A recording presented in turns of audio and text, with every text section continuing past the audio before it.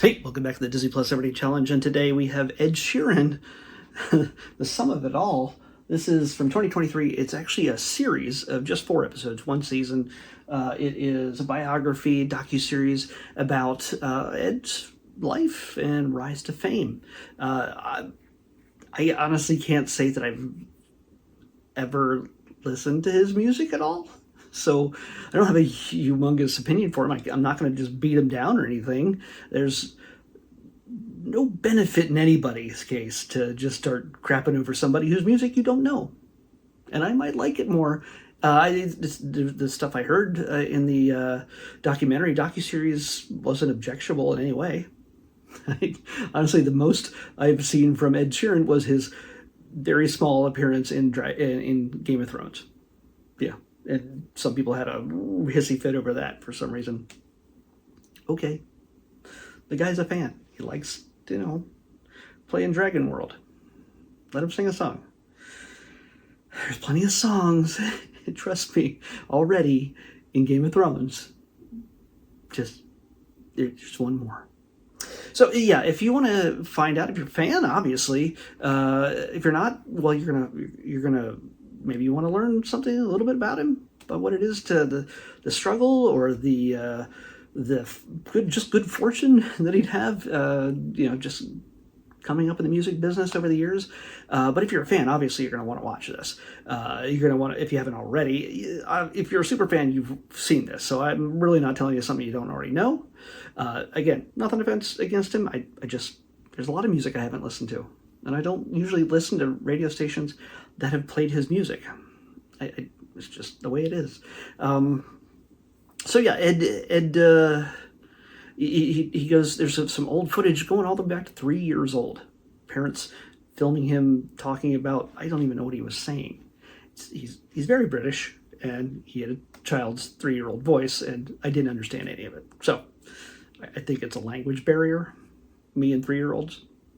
I know a 3-year-old, and yeah, I still don't understand half the things he says.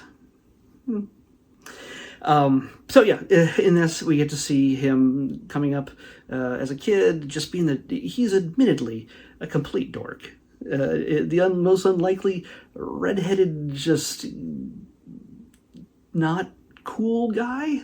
I think he would agree in that. It's not that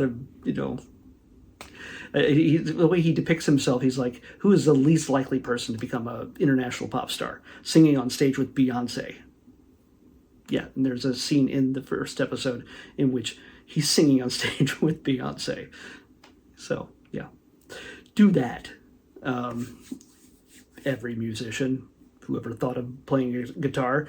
What it did learn in this is that he persevered. He took every opportunity, just playing open mic nights and just anytime there was a stage in an open venue and you got a chance to play, no matter what the style of music was, he got up there and took that chance, and people liked him.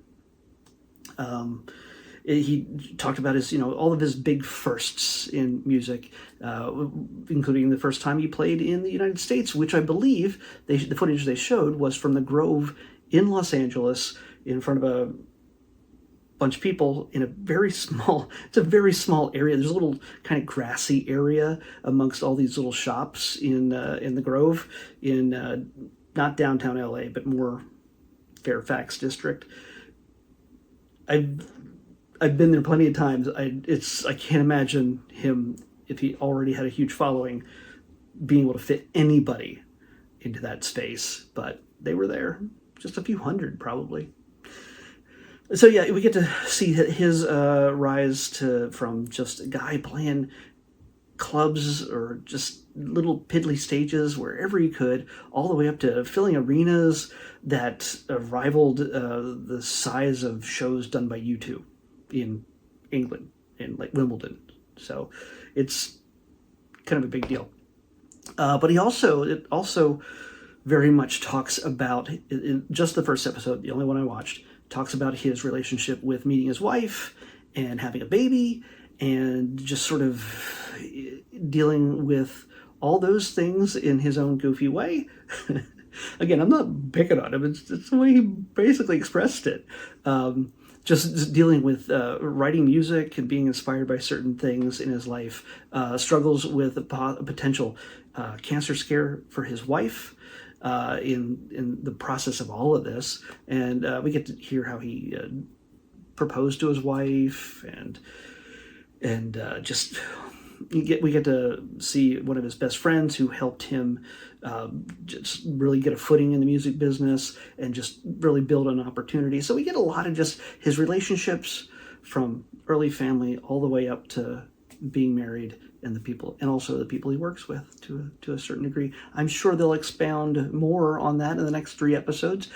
Again, I'm not really a big fan, so I'm not really going to just dig into it for the next 3. They're only 33 minutes long each, so it could have been just like a 2-hour movie. You could have just done some selective editing to cut it under 2, but...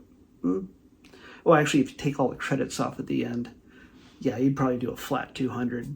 I mean, flat 2 hours. Easily. But, yeah, that's all I can really say for that. This is honestly, it's... I don't know if it'll win him any new fans by watching this without knowing his music or liking it in the first place, but you get to see him as a human being who just likes playing music and has a pretty solid fan base to show that he's pretty good at it. So let's pick tomorrow's episode. 6. Wow, really staying low. 6. Oh. I really struggled over putting this on the list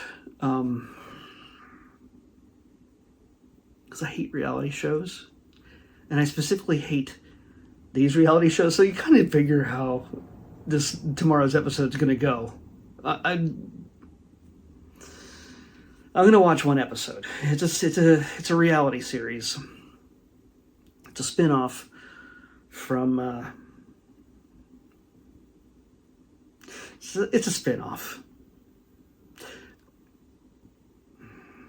of Dance Moms. This is Abby's Ultimate Dance Competition. It's going to be a battle to the death just for me to watch one episode. Why? Well, you can come back tomorrow and find out. This is the reason why I'm just not a fan of reality shows, and specifically this type of reality show. But hey, I'm going to watch it. It's on Disney+. I had a chance last quarter when I made up the list of all the new stuff that got added, because they added the spin-offs. And I already watched one Dance Moms series, and there's like 2 or 3 spin-offs. And I made the choice, like, I'm gonna include it. I'm not gonna skip it. There's not as many of them as there are shark things, which I had to compile into 2 separate episodes. Number 1500 and number 1769. I don't know why I can remember that and nothing else. But Abby's Ultimate Dance Competition is what we're watching next on the Disney Plus Everyday Challenge. I'll see you back here tomorrow with that.